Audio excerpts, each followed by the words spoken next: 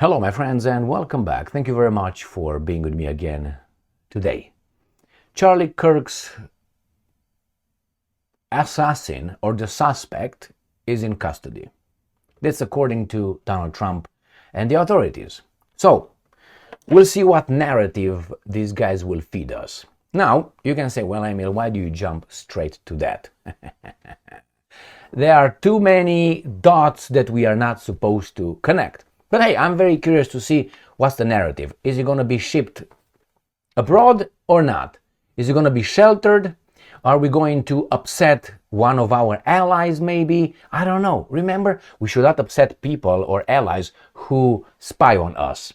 Remember Ted Cruz interview with Tucker Carlson?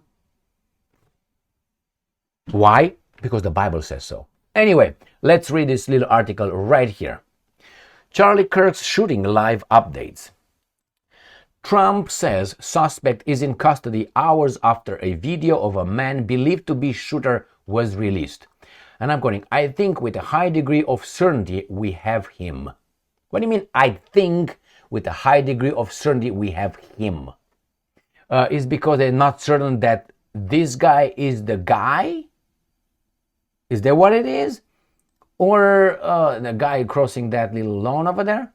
Or with certainty we have to make sure that we debrief him, is that what it is? And find out who he works for, if he works for anybody. President Donald Trump on Friday morning said he believes the FBI has a suspect in custody in the shooting death of blah, blah, blah. Or maybe because, you are innocent until proven guilty, or the other way around. Which one is it? And I'm quoting, I think with a high degree of certainty we have him. Trump said during an appearance on Fox and Friends, I think we are in great shape and he's in custody. The FBI and Utah officials have not formally announced an arrest. Authorities are expected to hold the press conference at 9 a.m. Eastern Time right now.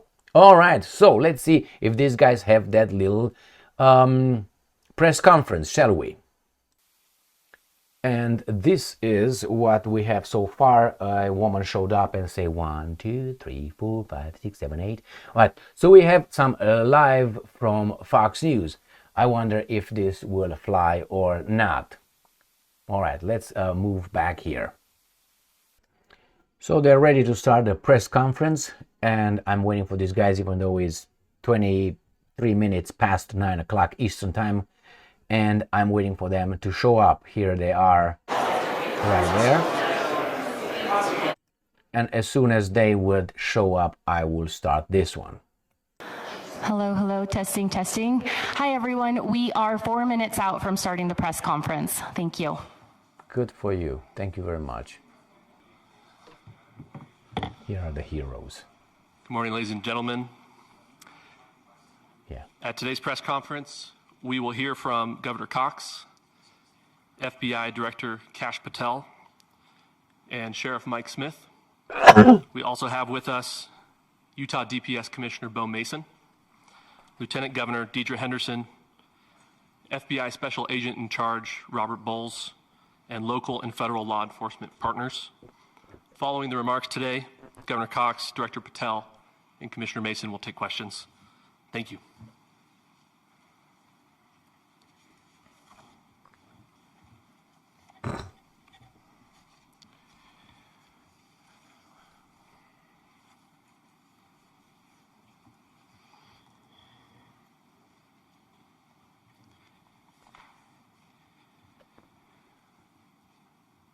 Good morning, ladies and gentlemen. We got him. On the evening of September 11th, a family member of Tyler Robinson reached out to a family friend who contacted the Washington County Sheriff's Office with information that Robinson had confessed to them or implied that he had committed the incident. This information was relayed to the Utah County Sheriff's Office and scene investigators at Utah Valley University. This information was also conveyed to the FBI. Investigators reviewed additional video footage from UVU surveillance and identified Robinson arriving on UVU campus in a gray Dodge Challenger at approximately 8:29 a.m. on September 10th. in which he is observed on video in a plain maroon t-shirt, light-colored shorts, a black hat with a white logo, and light-colored shoes. When encountered in person by investigators in Washington County on September 12th, in the early morning hours, Robinson was observed in consistent clothing with those surveillance images. Investigators interviewed a family member of Robinson who stated that Robinson had become more political in recent years. The family member referenced a recent incident in which Robinson came to dinner prior to September 10th, and in the conversation with another family member, Robinson mentioned Charlie Kirk was coming to UVU. They talked about why they didn't like him and the viewpoints that he had. The family member also stated Kirk was full of hate and spreading hate. The family member also confirmed Robinson had a gray Dodge Challenger. Investigators identified an individual as the roommate of Robinson. Investigators interviewed that roommate, who stated that his roommate, referring to Robinson, made a joke on Discord. Investigators asked if he would show them the messages on Discord. He opened it and showed several messages to investigators and allowed investigators to take photos of the screen as each message was shown by Robinson's roommate. These photos consisted of various messages, including content of messages between the phone contact named Tyler with an emoji icon and Robinson's roommate's device. The content of these messages included messages affiliated with the contact Tyler, stating a need to retrieve a rifle from a drop point, leaving the rifle in a bush, messages related to visually watching the area where a rifle was left, and a message referring to having left the rifle wrapped in a towel. The messages also refer to engraving bullets and a mention of a scope and the rifle being unique. Messages from the contact Tyler also mentioned that he had changed outfits. I know there has been speculation as well as to the writing on those casings, those bullet casings, and I believe we have that as well. And I will share that with you now. So the area north of Campus Drive Road where the suspect crossed over, you saw some of that in the video that we released last night, consists of a grassy area with trees on the edge of the UVU campus. Investigators discovered a bolt-action rifle wrapped in a dark-colored towel. The rifle was determined to be a Mauser Model 98 30-06 caliber bolt-action rifle. The rifle had a scope mounted on top of it. Investigators noted inscriptions that had been engraved on casings found with the rifle. Inscriptions on a fired casing read, "Notices, bulges, capital OWO, what's this, question mark." Inscriptions on the 3 unfired casings read, "Hey fascist, exclamation point, catch, exclamation point." Up arrow symbol, right arrow and symbol, and 3 down arrow symbols. A second unfired casing read, "Oh Bella Chow, Bella Chow, Bella Chow, Chow Chow." And a third unfired casing read, "If you read this, you are gay, LMAO."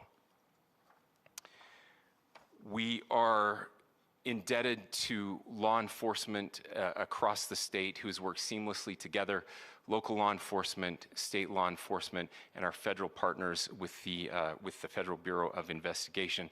We're grateful for everyone who worked together in such a short amount of time to find this person and to bring justice.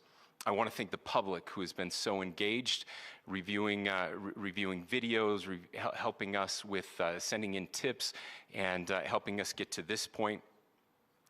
I want to thank the family members of Tyler Robinson who did the right thing in this case and were able to bring him into to law enforcement as well. I especially want to thank the family of Charlie Kirk. Let's count the smiles. I see one. Amazon Freight scales with you. Simple booking and Will be involved in that justice. We will be working very closely with them as we move through this process as well. This is a very sad day for our country, a terrible day for the state of Utah, but I'm grateful that at this moment we have an opportunity to bring closure to this very dark chapter in our nation's history. With that, I will now turn the microphone over to the Director of the FBI, Kash Patel. Thank you, Governor. This is what happens when you let good cops be cops. The FBI and our partners are proud to stand here today together to bring justice to the family of Charlie Kirk and honor his memory. I want to express my deep gratitude to President Trump, the Vice President, and the entire White House who have been so incredibly supportive with both resources and just personally to the FBI as a team. They had our backs the entire way, and I just want to express my gratitude for giving us the resources we need to operate in this space to bring this sort of justice at this sort of speed. In 33 hours, we have made historic progress for Charlie. Governor Cox, our partnership has been absolutely incredible these last few days. Our partnership will endure. Your state and local partners, your sheriffs, your DPS community has been unbelievably impressive in the hardest of times. And a case like this cannot be solved, cannot be brought without partnering with your state and local authorities. The FBI has a certain role to play, and we will play that role, and we will lead out for the federal government. But Governor Cox, we are so grateful for your state partnership that led out on this investigation. A little bit of the timeline. Charlie was shot at 12:23 p.m. on Wednesday. The first FBI agents arrived on scene in 16 minutes with chiefs of police at 12:39 and secured the scene. The FBI immediately launched fixed-wing assets. We utilized these assets to transport personnel, specialty technicians, hostage rescue teams. We also utilized these assets to go back and forth from the East Coast and here in Utah to transport forensic evidence and other evidence that will be analyzed and is being analyzed at our FBI laboratories in Quantico and other laboratories, including the ATF. At my direction, the FBI released the first set of FBI photos of the suspect at 10 a.m. local time on 9/11. Then, shortly thereafter, the FBI reward of $100,000 was released at 10:45 a.m. local. Myself and Deputy Director Bongino arrived on the scene at approximately 5:30 p.m. on 9/11. The governor led a press conference last night at approximately 8 p.m., where at my direction, the FBI released a never-before-seen video of the suspect. We also released new images to the public of the suspect. And just last night, the suspect was taken into custody at 10 p.m. local time. In less than 36 hours, 33 to be precise, thanks to the full weight of the federal government and leading out with the partners here in the state of Utah and Governor Cox, the suspect was apprehended in a historic time period. And I want to highlight what Governor Cox said. This would not have been possible without you, the media, and you, the public. That's why we went so public, so fast, and we're so transparent, and we're committed to that transparency. The crime scene, just a little bit there. It is a large crime scene. State and local authorities, along with federal authorities, processed that crime scene quickly. And I even had the ability to walk through that crime scene and walk through the steps the suspect took to learn more about what was needed and what resources we needed to bear to create a full picture for the FBI and leadership back in Washington. Furthermore, thankfully to state and local partners, forensic evidence has been seized and continues to be garnered. Forensic evidence has already been evaluated at FBI laboratories in Quantico and state and local authorities here. We will continue to process evidence as we see it, as we collect it, and we will continue to deliver to Governor Cox and his team. Last night, we had a total of approximately 7,000 leads. As of this morning, thanks to your great work, we have over 11,000 leads that were called in to the FBI. And we are running out every single lead that we can. Every one of those leads will be run out. The arrest is a testament to the dedication of good law enforcement being great and partnerships in law enforcement, which I've tried to highlight as my tenure as the director of the FBI. There is no better relationship for law enforcement than the FBI to partner with state and local authorities, and you've seen it here in these last few days.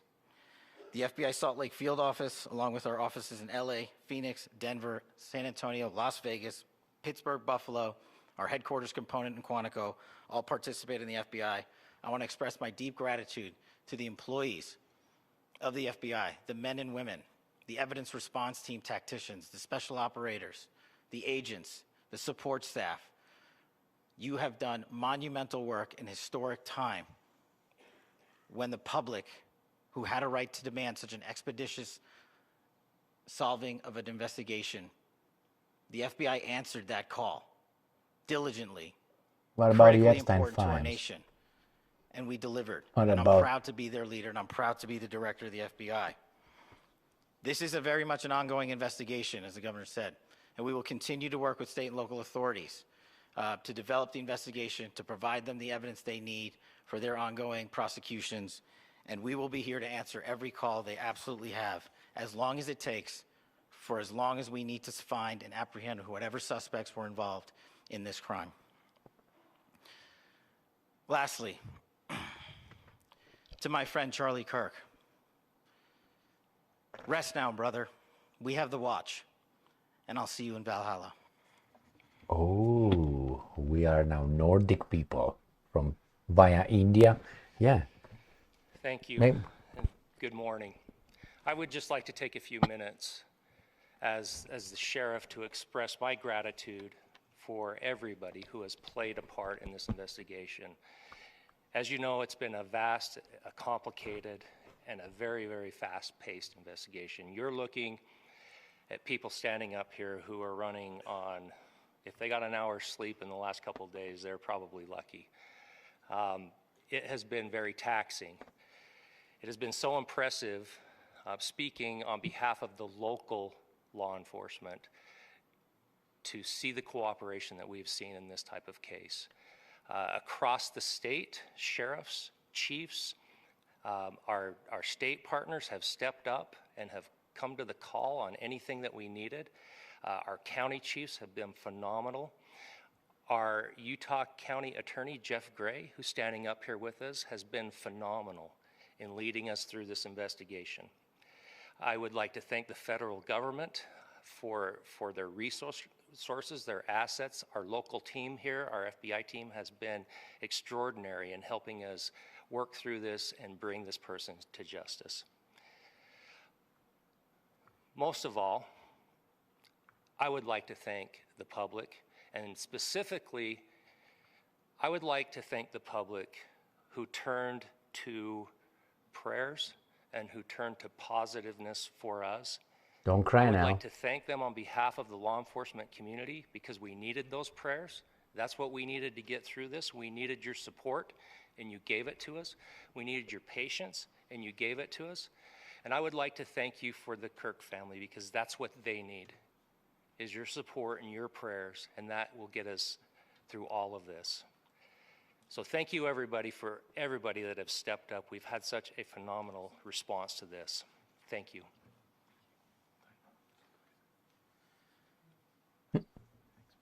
I also want to give a special thanks to the Attorney General and the Department of Justice. Their unwavering support and their commitment to justice is shown true here.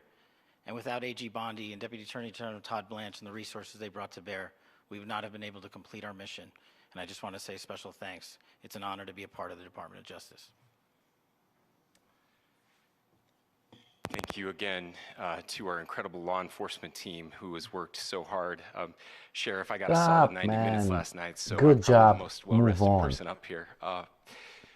Ladies and gentlemen, I get the microphone, so I hope you'll permit me a moment just to share a few more thoughts about where we are and how we got here, and maybe a little bit of where we go from here. The guy was crying over there. I don't want to get too preachy, but I think it's important that we, with eyes wide open, understand what's happening in our country today. I've heard people say, well, why are we so invested in this?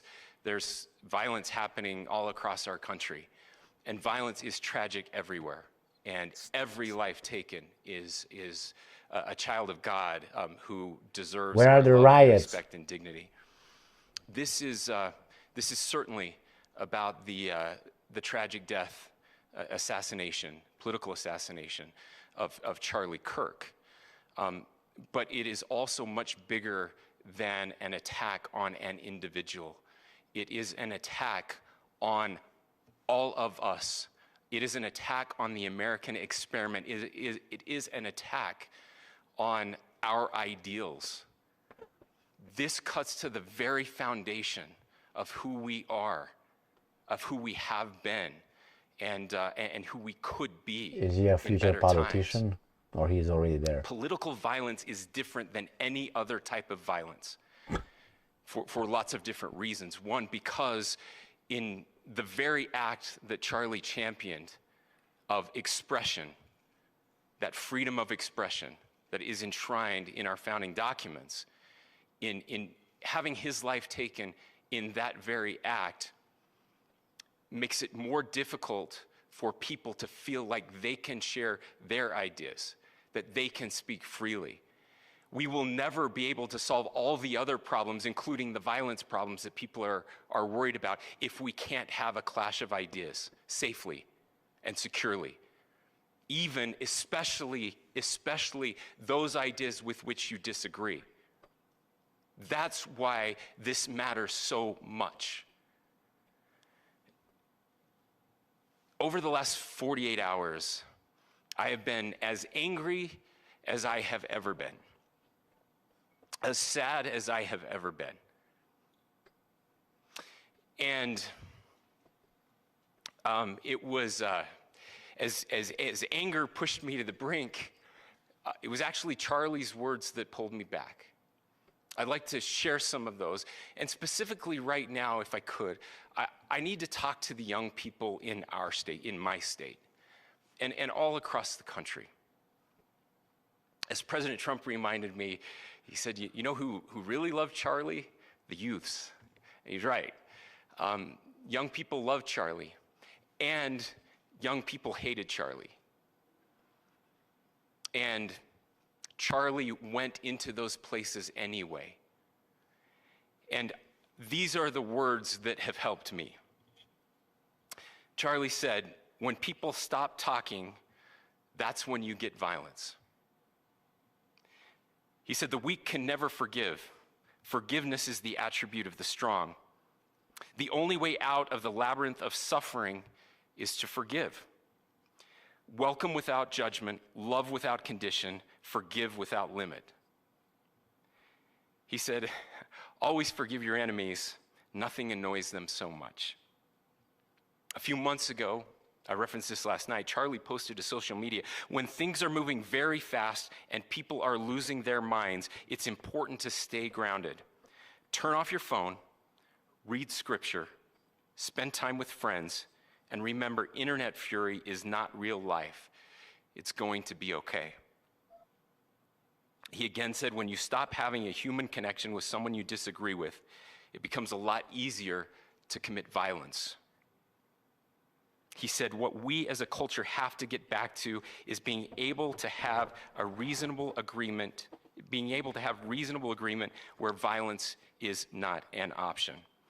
Now, again, to my young friends out there, It's a political speech you now. are inheriting a country where politics feels like rage. It feels like rage is the only option.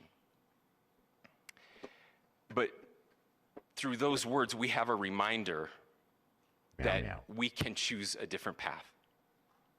Your generation has an opportunity to build a culture that is very different than what we are suffering through right now. Not by pretending differences don't matter, Yes, ma'am. but by embracing our differences and having those hard All right. conversations. My friends, I I think we need more like moral what clarity this right guy now. is saying. I but- hear all the time that words are violent. Yeah, we hear that when they say silence is violence. So, my friends, what we got here, it's a guy called Taylor Robinson, as far as I got here. He came with a gray Dodge Caravan at the scene. And yesterday he was apprehended at about 10 p.m. local time. That's Utah. And he was taken into custody. A roommate said something, and family, and so on. So there he is. He is apprehended, and he will pay for his actions, as many others in our societies, like Bill Clinton and Hillary Clinton and Obama and George W. Bush, paid for their things they committed in other countries and other nations, because justice is blind, not blind, but in the determining, like, objective, and justice for all. Thank you very much for being with me again today. Stay strong, stay smart, look for the truth, and be just.